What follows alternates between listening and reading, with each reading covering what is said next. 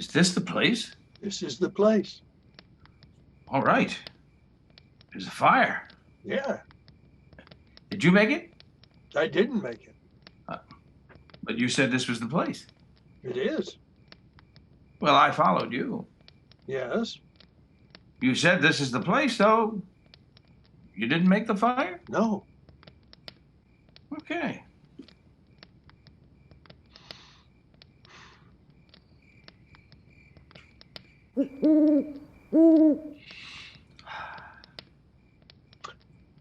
It's nice being here with you. I live next door to you, Pete. I see you almost every day. Well, yes, but, it's a nice night, the fire.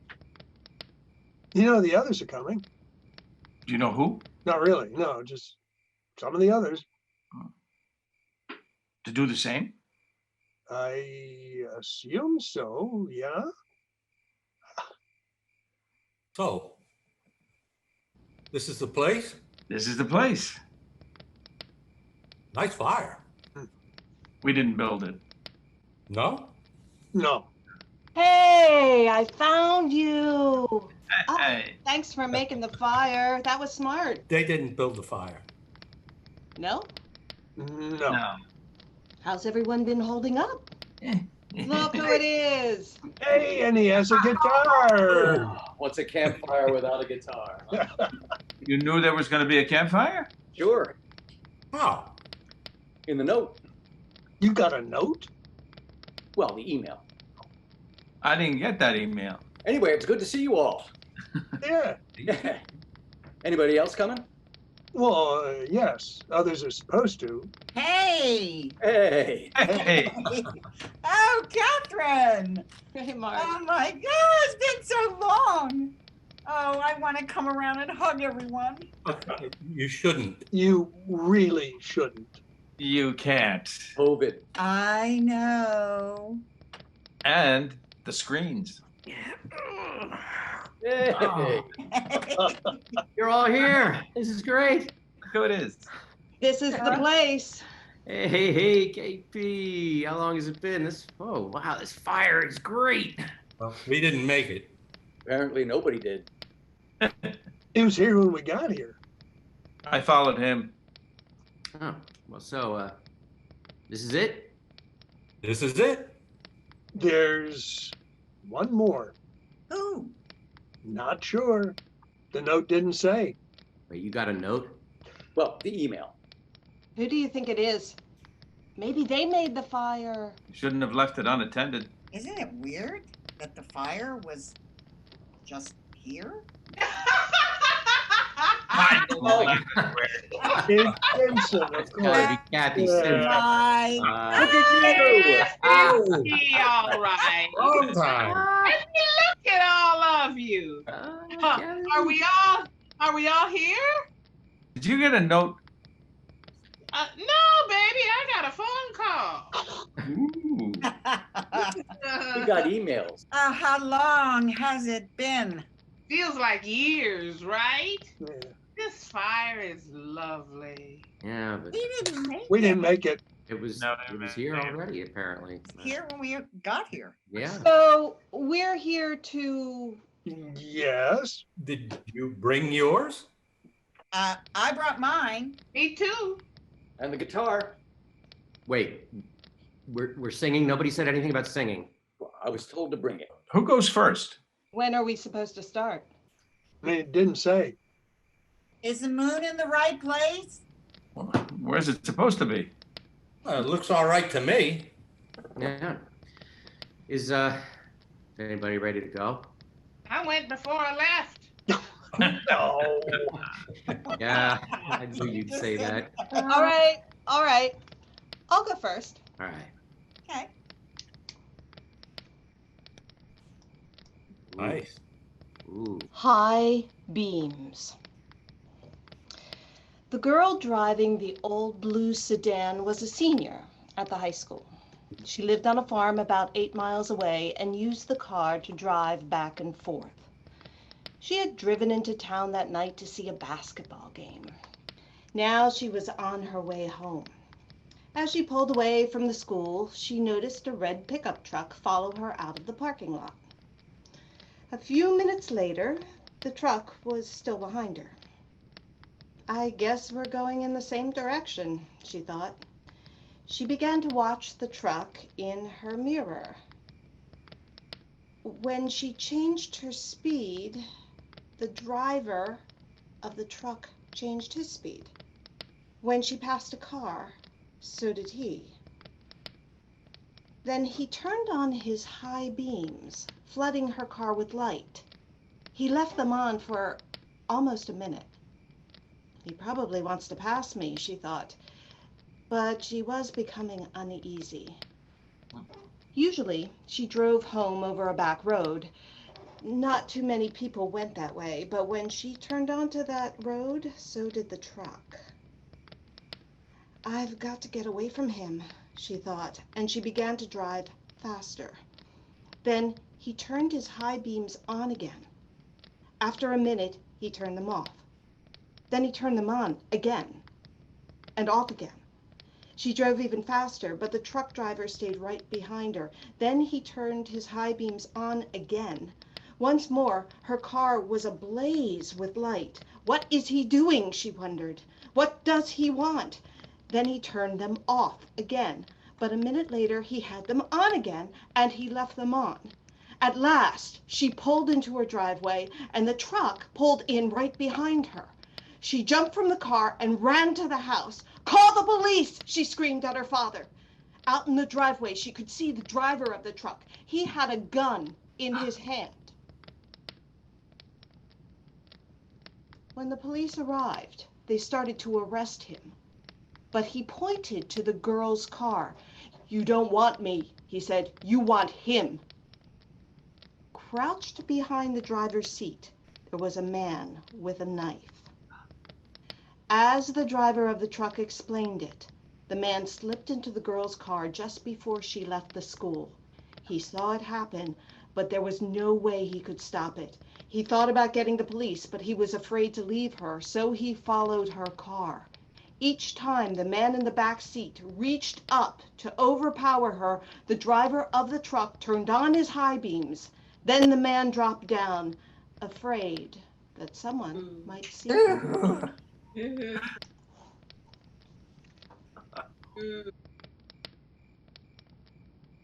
Keep skills. Who gets it? A farmer had a daughter for whom he cared more than anything on earth. She fell in love with a farmhand named Jim. But the farmer didn't think Jim was good enough for his daughter. To keep them apart, he sent her to live with her uncle on the other side of the county. Soon after she left, Jim got sick, and he wasted away, and he died.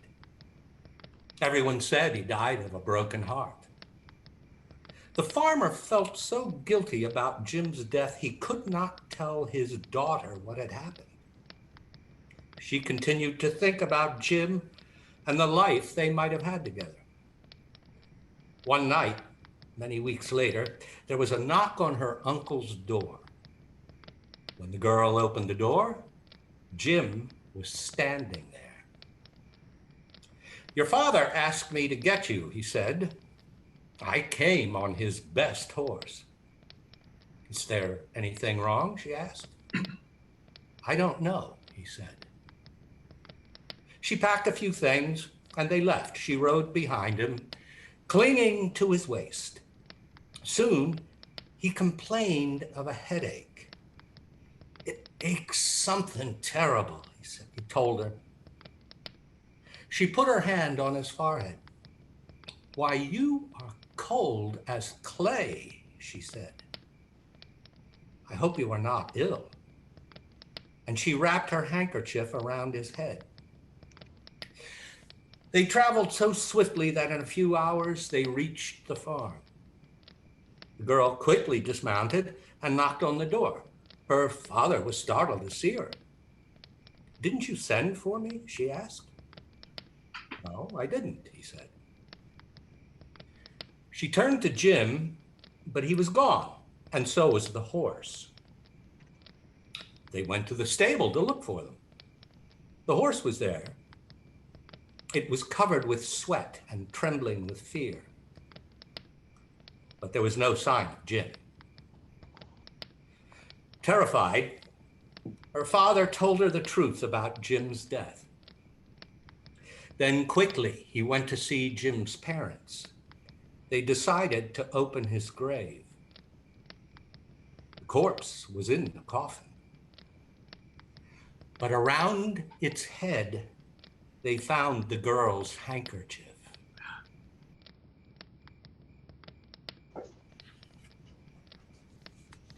Daisy Clark had been in a coma for more than a month when the doctor said that she had finally died.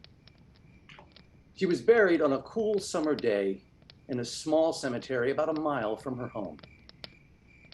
May she always rest in peace, her husband said. But she didn't. Late that night, a grave robber with a shovel and a lantern began to dig her up. Since the ground was still soft, he quickly reached the coffin and got it open. His hunch was right. Daisy had been buried wearing two valuable rings, a wedding ring with a diamond in it, and a ring with a ruby that glowed as if it were alive. The thief got down on his knees and reached into the coffin to get the rings, but they were stuck so fast on her fingers. So he decided the only way to get them was to cut off her fingers with a knife. But when he cut into the finger with the wedding ring on it, it began to bleed. And Daisy began to stir. Suddenly, she sat up. Terrified, the thief scrambled to his feet. He accidentally kicked over the lantern and the light went out. He could hear Daisy climb out of the grave. As she moved past him in the dark, he stood there frozen with fear, clutching the knife in his hand. When Daisy saw him, she pulled her shroud around her and asked, "Who are you?" When the grave robber heard this corpse speak, he ran. Daisy shrugged her shoulders and walked on, and never once looked back. But in his fear and confusion, the thief fled in the wrong direction. He pitched headlong into her grave, fell on the knife, and stabbed himself. While Daisy walked home, the thief bled to death.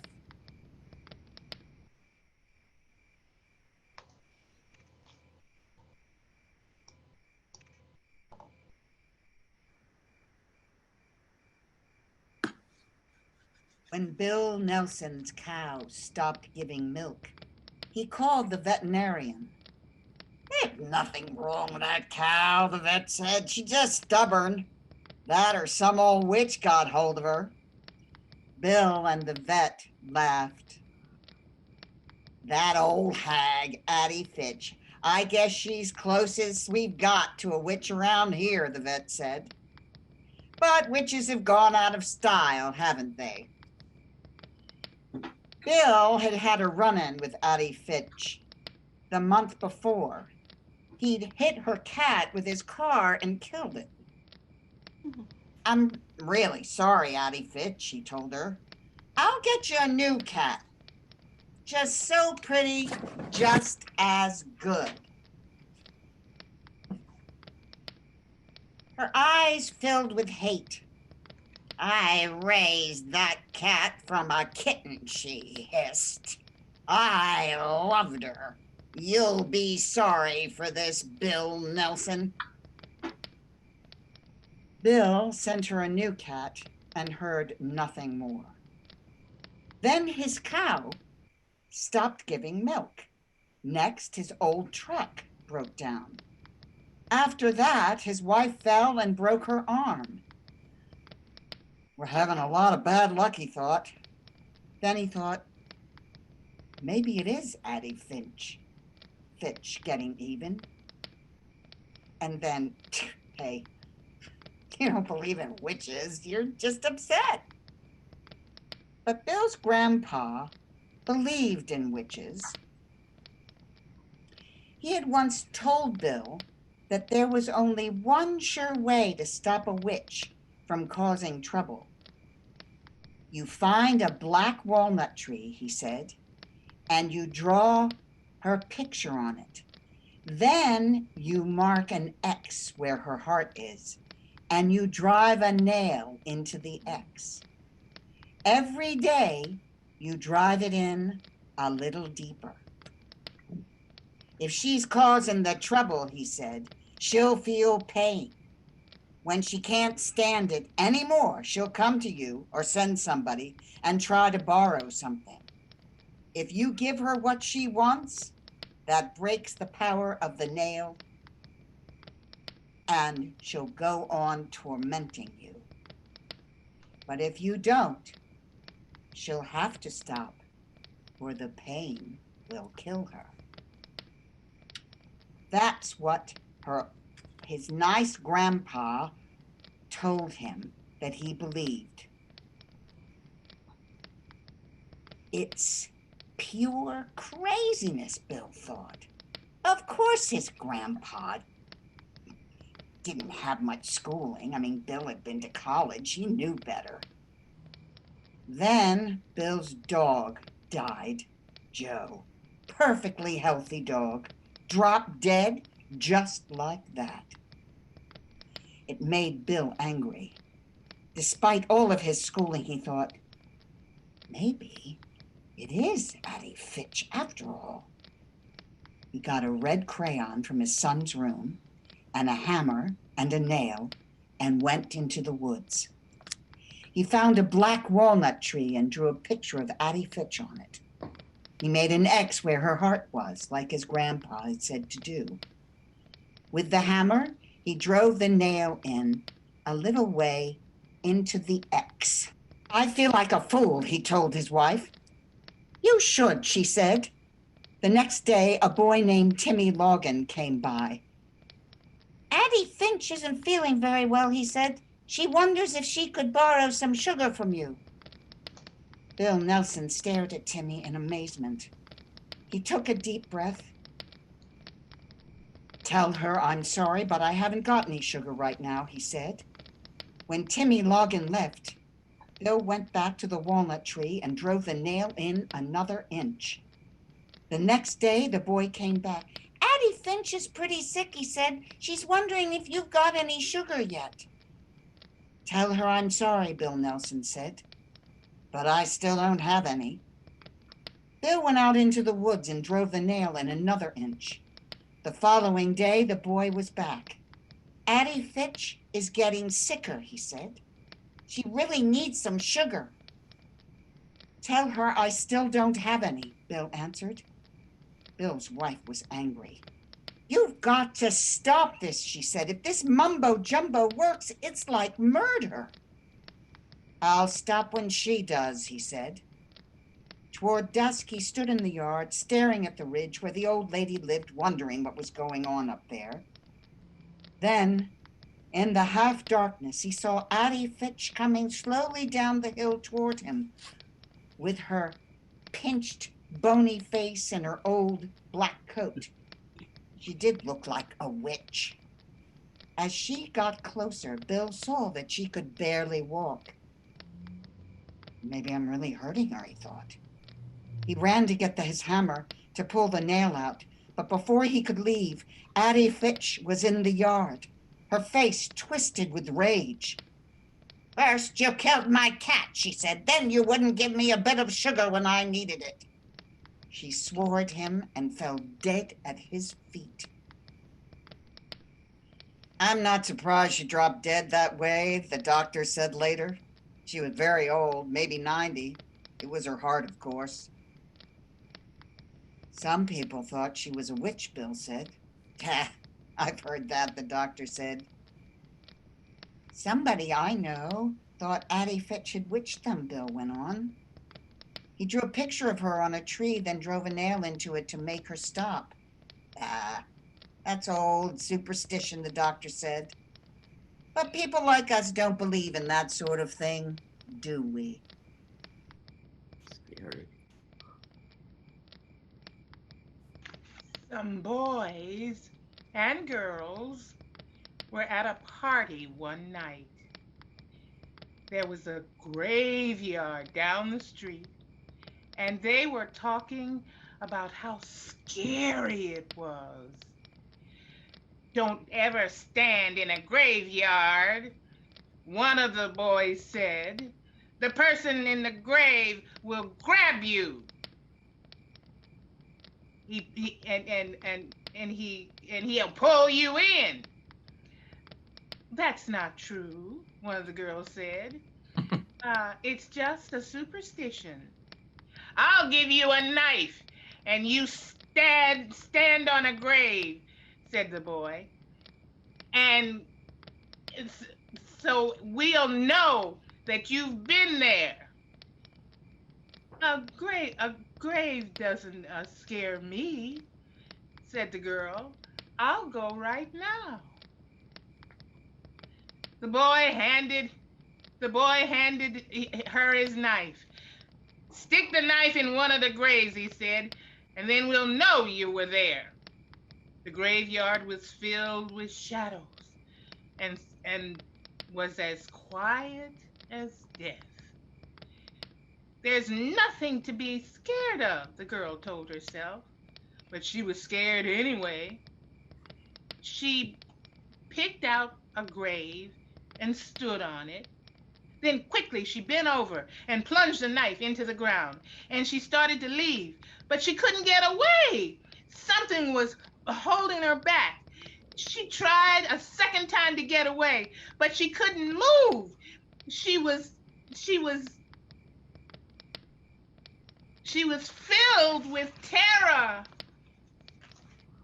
Something was holding her back. She screamed, "Something's holding me back!" And she fell to the ground.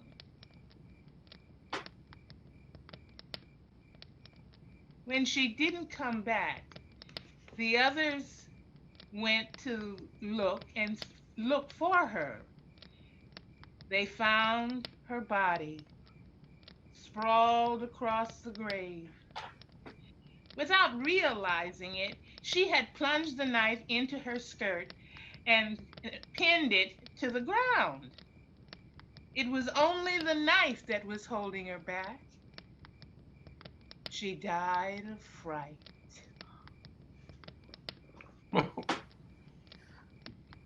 When it got hot in the valley, Thomas and Alfred drove their cows up to a cool green pasture in the mountains to graze.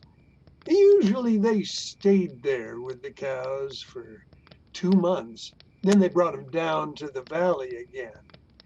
The work was easy enough, but it was boring.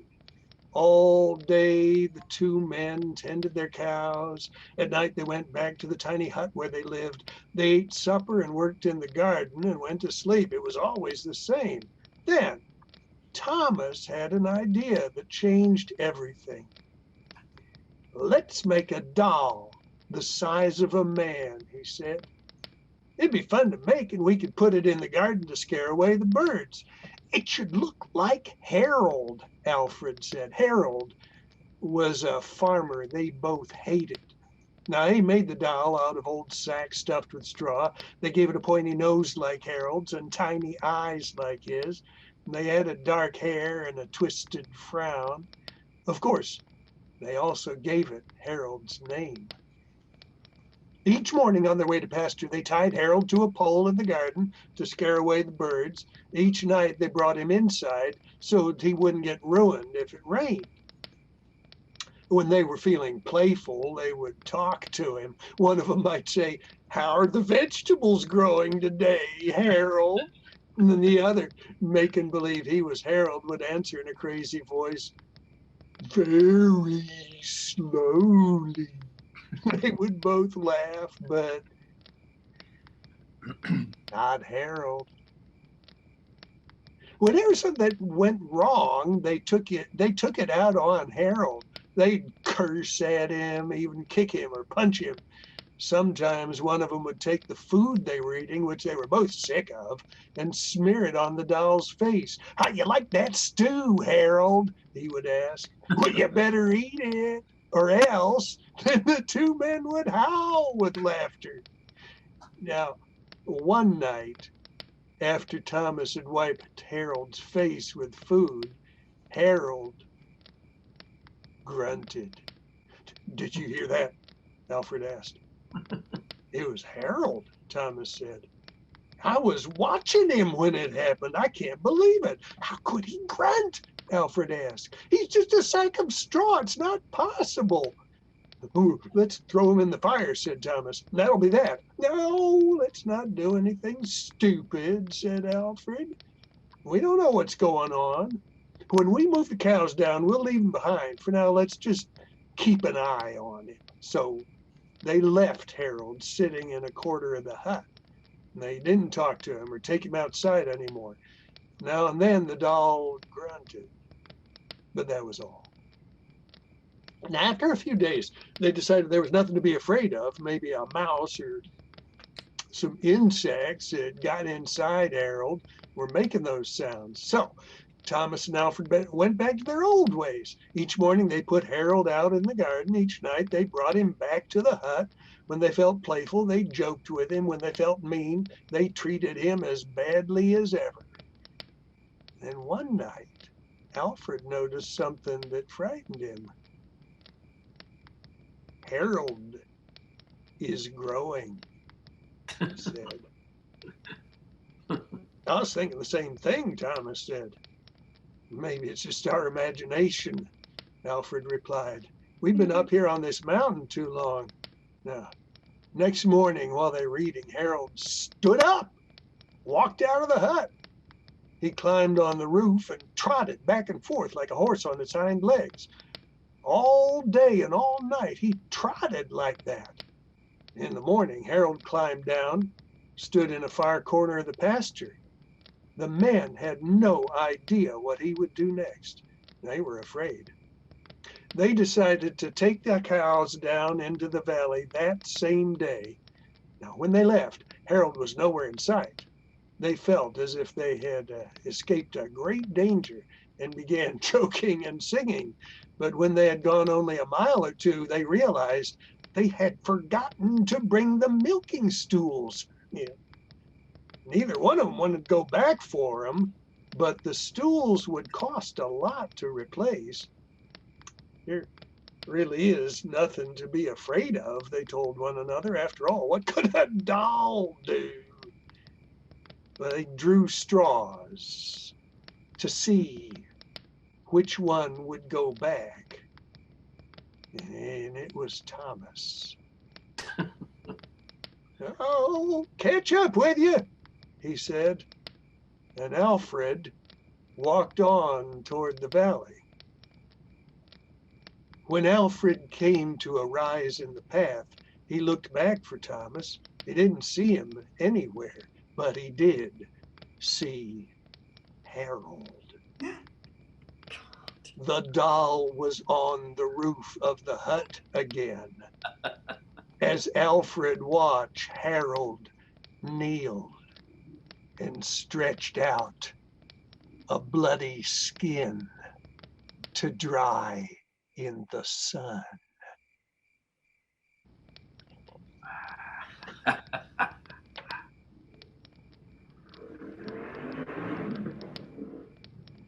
A widow lived alone on the top floor of an apartment house. One morning, her telephone rang. "Hello," she said. "This is the Viper," a man said. "I'm coming up." Somebody is fooling around, she thought, and hung up. A half hour later, the telephone rang again. It was the same man. "It's the Viper," he said. "I'll be up soon." The widow didn't know what to think, but she was getting frightened. Once more, the telephone rang. Again, it was the Viper. "I'm coming up now," he said. She quickly called the police.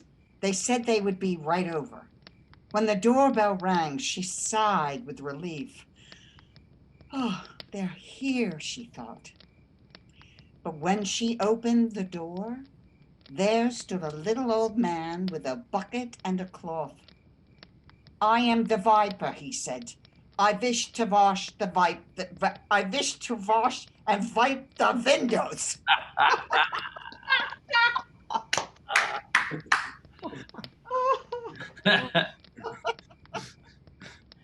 A man named Rupert lived with his dog in a house deep in the woods. Rupert was a hunter and a trapper. The dog was a big German shepherd named Sam. Rupert had raised Sam from a pup. Almost every morning, Rupert went hunting and Sam stayed behind and guarded the house. One morning, as Rupert was checking his traps, he got the feeling that something was wrong at home.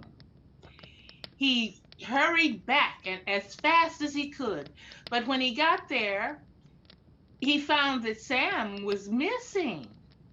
He searched the house and the woods nearby, but Sam was nowhere to be seen. He called and called, but the dog did not answer. For days, Rupert looked for Sam, but he could not find any trace of him. Finally, he gave up and went back to his work. But one morning, he heard something in the attic. He picked up his gun.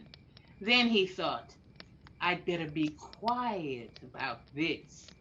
So he took off his shoes and in his bare feet, he began to climb the attic stairs.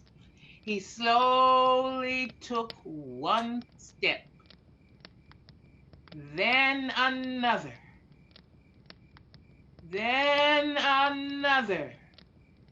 until at last he had reached the attic door. He stood outside listening, but he didn't hear a thing. Then he opened the door and Why did Rupert scream? you'd scream too if you stepped on a nail in your bare feet.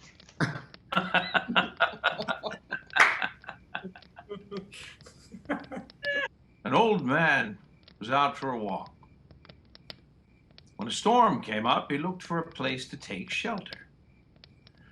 Soon he came to an old house. He ran up on the porch, knocked on the door, but nobody answered. By now the rain was pouring down. Thunder was booming and lightning was flashing, so he tried the door. When he found it was unlocked, he went inside. Except for a pile of wooden boxes, the house was empty. He broke up some of the boxes and made a fire with them. Then he sat down in front of the fire and dried himself. It was so warm and cozy that he fell asleep.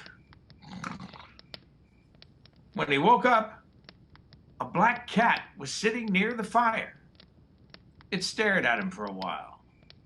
Then it purred. That's a nice cat, he thought, and he dozed off again. When he opened his eyes, there was a second cat in the room, but this one was as big as a wolf. It looked down at him very closely, and it asked, "Shall we do it now?" "No," said the other cat. "Let's wait till Martin comes." I must be dreaming, thought the old man. He closed his eyes again. Then he took another look. But now there was a third cat in the room. And this one was as big as a tiger. It looked the old man over and it asked, "Shall we do it now?" "No," said the others. "Let's wait till Martin comes." The old man jumped up, jumped out the window and started running. And he called back, When Martin comes, you tell him I couldn't wait.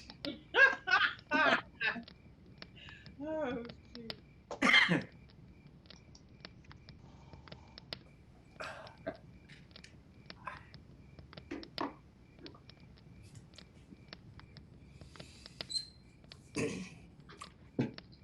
When we moved to Schenectady from Schoharie, we rented a house awful cheap because it was spooked and nobody would live in it.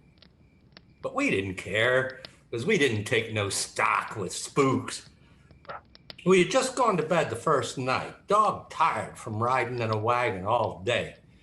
We hadn't had time to shut our eyes when we heard a thumpity thump, thumpity thump coming down the attic stairs. I covered my head with the blankets, but I couldn't shut out the sound. Thumpity thump, thumpity thump, it went. I could hear it plain as day. Past the bedroom door, thumpity thump, thumpity thump, and down the stairs, thumpity thump, thumpity thump, and through the kitchen, thumpity thump, thumpity thump, and down the cellar stairs, thumpity thump, thumpity thump, making the most awful racket you ever heard. It was more than we could stand, so we all followed the sound to see what was going on.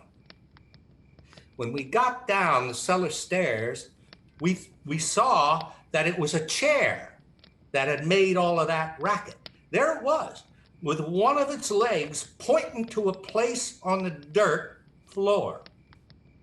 We all just stood and gawped till my brother Ike said he believed that the chair was trying to tell us something about the place it was pointing at. So Ike went and got a shovel and started digging. He didn't have to dig far before his shovel struck something hard. Pretty soon, we could see the edge of a box sticking out. We all hollered for him to hurry up and uncover the rest of it. And the chair, it got so excited, it jumped up and down like it had gone plumb crazy. When I got the box uncovered, Pop and the boys pried off the lid. And there was the body of a man all smooched with blood. It was plain as the nose on your face that he had been murdered. And the chair wanted folks to know it. Right then and there, we decided to leave. Being strangers, everybody would think that we had murdered him and come there to hide the body. It didn't take us long to fill up that hole and get out of that house. The chair was awful mad about our leaving. And it went up the cellar stairs, thumpity thump, louder than when it had gone down. Then it thumpity thumped up the next set of stairs, and the next louder still. When it got back into the attic, it thumpity thumped so loud we thought it would thump all the plastering down on our heads.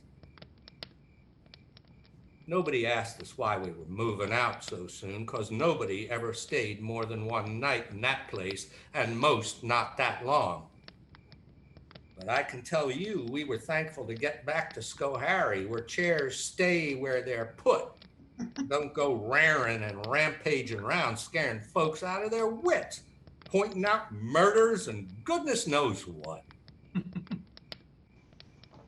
I'm going to tell you the story called The Ghost with the Bloody Fingers. A businessman arrived at a hotel late one night and asked for a room. The room clerk told him the hotel was all filled up. There is only one empty room, he said. But we don't rent that one because it is haunted. I'll take it, said the businessman. I don't believe in ghosts. So the man went up to the room. He unpacked his things and he went to bed. As soon as he did, a ghost came out of the closet. Its fingers were bleeding, and it was moaning, "Bloody fingers, bloody fingers." And when the man saw the ghost, he grabbed his things and he ran. The next night, a woman arrived, very late. Again, all the rooms were taken except the haunted room. "I'll sleep there," she said. "I'm not afraid of ghosts." And as soon as she got into bed, the ghost came out of the closet. Its fingers still were bleeding. It still was moaning, "Bloody fingers, bloody fingers." And as soon as she saw that, she took one look and then she ran. Now, a week later, another guest arrived, very late, and he also took the haunted room. After he unpacked, he got out his guitar and he began to play. Soon the ghost appeared. As before, its fingers were bleeding and it was moaning, "Bloody fingers, bloody fingers." But the man paid no attention. He just kept strumming his guitar. But the ghost kept moaning, "Bloody fingers, bloody fingers." And finally, the guitar player looked up and he said, "Hey, cool it, man. Just get yourself a Band-Aid."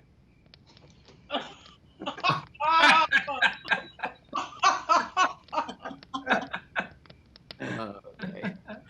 Oh, Greg. Oh. I'm going to shine this up on you, Greg. Alrighty. I'm going to shine it to you, too. Okay. All right, here we go. Speaking of bloody fingers. Don't ever laugh as a hearse goes by, for you may be the next to die. They wrap you up in a big white sheet, and from your head down to your feet, they put you in a big black box and cover you up with dirt and rocks. It all goes well for about a week, and then your coffin begins to leak.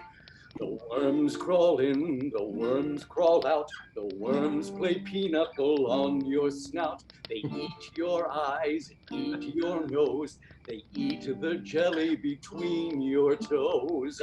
A big green worm with rolling eyes crawls in your stomach and out your eyes. Your stomach turns a slimy green and pus pours out like whipping cream. You spread it on a slice of bread, and that's what you eat when you're dead. Everybody, worms crawl out. The worms play pinochle on your snout. They eat your eyes, they eat your nose. As you begin to decompose.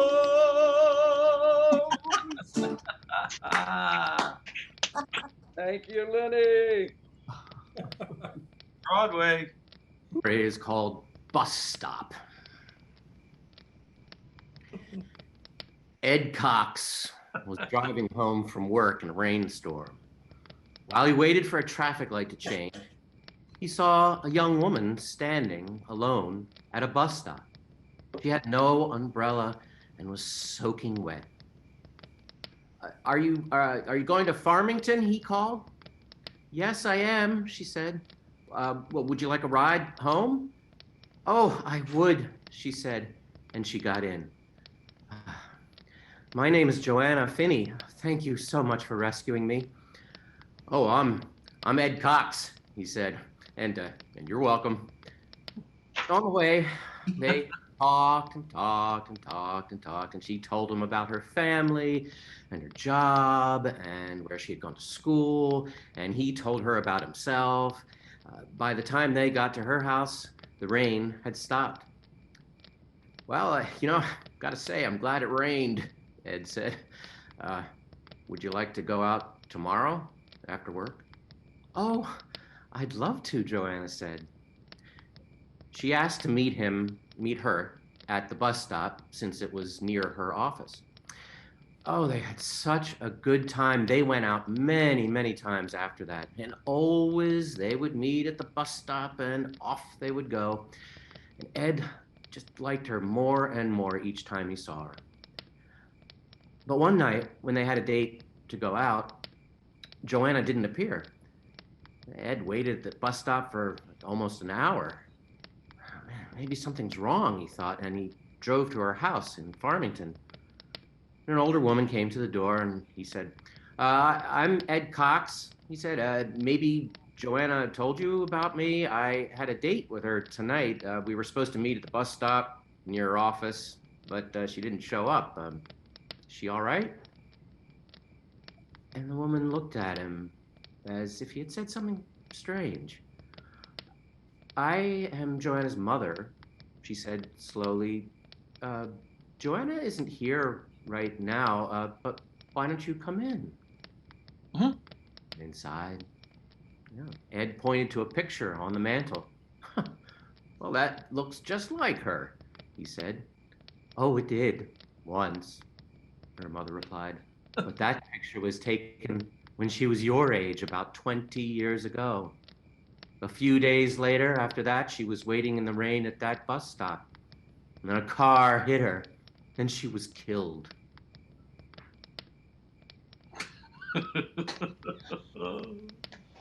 Peter, here. Yeah. Ooh. A young man and his wife were on a trip to visit his mother. Usually they arrived in time for supper, but they had gotten a late start and now it was getting dark. So they decided to look for a place to stay overnight and go in the morning. Just off the road, they saw a small house in the woods. Maybe they rent rooms, the wife said, so they stopped to ask. An elderly man and woman came to the door. They didn't rent rooms, they said, but they would be glad to have them stay overnight as their guests. They had plenty of room and they would enjoy the company. The old woman made coffee and brought out some cake, and the four of them talked for a while. Then the young couple were taken to their room. They again explained that they wanted to pay for this, but the old man said he would not accept any money. The young couple got up early the next morning before their hosts had awakened. On a table near the door, they left an envelope with some money in it for the room. Then they went on to the next town. They stopped in a restaurant and had breakfast. When they told the owner where they had stayed, he was shocked. That can't be, he said. That house burned to the ground, and the old man and woman who lived there died in the fire. The young couple could not believe it. So they went back to the house, only now there was no house. All they found was a burned out shell. They stood staring at the ruins, trying to understand what had happened. Then the woman screamed. In the rubble was a badly burned table like the one they had seen by the front door. On the table was the envelope they had left that morning. Ooh, Oh. this is me, right? Yeah. Yeah. Well, I want to tell you a story, and I call it Clinkety Clink. Okay. It's about an old lady. She was a friend of mine, and she died. We used to have tea, the poor thing.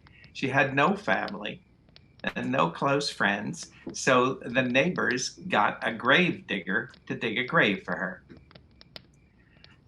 Well, and they had a coffin made, and they placed it in her living room, as was the tradition. They washed her body and dressed her up in her best clothes and put her in the coffin. When she died, her eyes were wide open, staring at everything and seeing nothing. The neighbors found 2 old silver dollars on her dresser, and they put them on her eyelids to keep them closed. They lit candles and sat up with her so that she would not be too lonely on that first night that she was dead. The next morning, a preacher came and said a prayer for her, and then everybody went home. Later, the grave digger arrived to take her to the cemetery and bury her. He stared at the silver dollars on her eyes, and he picked them up. How shiny and smooth they were, how thick and heavy. They're beautiful, he thought, just beautiful. He looked at the dead woman with her eyes wide open. He felt she was staring at him. Watching him hold her coins, it gave him a creepy feeling. He put the coins back on those eyes of hers to keep them closed. But before he knew it, his hands reached out again and grabbed the coins and stuck them in his pocket. Then he grabbed a hammer and he quickly nailed shut the lid on the coffin. "Now you can't see anything," he said to her. Then he took her out to the cemetery and he buried her as fast as he could. And when the gravedigger got home, he put the 2 silver dollars in a tin box and shook it. The coins made a cheerful rattling sound, but the gravedigger wasn't feeling cheerful. He couldn't forget those eyes looking at him. When it got dark, a storm came up and the wind started blowing. It blew all around the house. It came in through the cracks and around the windows and down the chimney. Bazoo! It went. Bzz, bzz, bzoo! The fire flared and flickered. The gravedigger threw some fresh wood on the fire, got into bed, and pulled the blankets up to his chin. The wind kept blowing. Bazoo! It went. Bzz, bzz, bazoo! Whoosh! The fire flared and flickered and cast evil-looking shadows on the walls. The gravedigger lay there, thinking about the dead woman's eyes staring at him. The wind blew stronger and louder, and the fire flared and flickered and popped and snapped, and he got more and more scared. Suddenly, he heard another sound. Clinkety-clink, clinkety-clink, it went. Clinkety-clink, clinkety-clink. It was the silver dollars rattling in the tin box. "Hey!" the gravedigger shouted. "Who's taking my money?" But all he heard was the wind blowing, bzz, bzz, bzoo, and the flames flaring and flickering and snapping and popping, and the coins going clinkety-clink, clinkety-clink. He leaped out of bed and chained up the door. Then he hurried back, but his head had barely touched the pillow when he heard clinkety-clink, clinkety-clink. Then he heard something way off in the distance. It was a voice crying, "Where is my money? Who's got my money? Who? Who?" And the wind blew, bzee, bzee, bzoo, and the fire flared and flickered and snapped and popped, and the money went clinkety-clink, clinkety-clink. The gravedigger was really scared. He got out of bed again and piled all the furniture against the door, and he put a heavy iron skillet over the tin box. Then he jumped back into bed and covered his head with the blankets. But the money rattled louder than ever, and way off the voice cried, "Give me my money! Who's got my money? Who? Who?" And the wind blew, and the fire flared and flickered and snapped and popped, and the gravedigger shivered and shook and cried, "Oh, Lordy, Lordy!" Suddenly, the front door flew open, and in walked the ghost of the dead woman with her eyes wide open, staring at everything and seeing nothing. And the wind blew, bzzz, bzzz, bzzz, and the money went clinkety-clink, clinkety-clink, and the fire flared and flickered and snapped and popped, and the ghost of the dead woman cried, "Oh, where is my money? Who's got my money? Who? Who?" And the gravedigger moaned, "Oh, Lordy, Lordy!" The ghost could hear her money going clinkety-clink, clinkety-clink in the tin box, but her dead eyes couldn't see the box. So she reached out with her arms and tried to find it. The wind went bzzz, bzzz, And the money rattled, clickety clink, clickety clink, and the fire flared and flickered and snapped and popped, and the grave digger shivered and shook and moaned, "Oh, Lordy, Lordy!" And the woman cried, "Give me my money! Who's got my money? Who? Who? You got it!"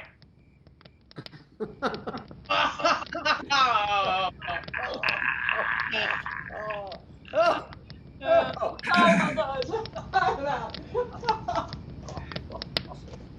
Campfires forever.